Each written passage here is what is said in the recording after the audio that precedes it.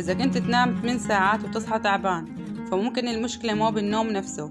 ممكن يكون نفسك عم ينقطع عشرات المرات كل الليلة وانت ما بتعرف. الشخير العالي، الاستيقاظ وانت مخنوق، والنعاس طول النهار، والصداع الصباحي، وضعف التركيز، كلها علامات لازم تنتبه لها.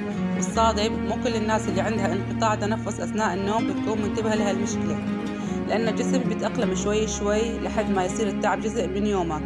ومع الوقت قلة الأكسجين أثناء النوم ممكن تأثر على طاقتك ومزاجك وتركيزك. لهيك الحل مو بس إنك تنام أكتر، الأهم إنك تعرف ليش نومك مو مريح. في خطوات طبيعية تتعلق بالوزن ونمط الحياة والعادات اليومية، وساعدت ناس كتير يحسنوا جودة نومهم بشكل ملحوظ. إذا بدك تعرف أكتر عن الطريقة الطبيعية اللي ممكن تدعم نومك وتخفف هالمشكلة، اكتب نوم بالتعليقات أو راسلني.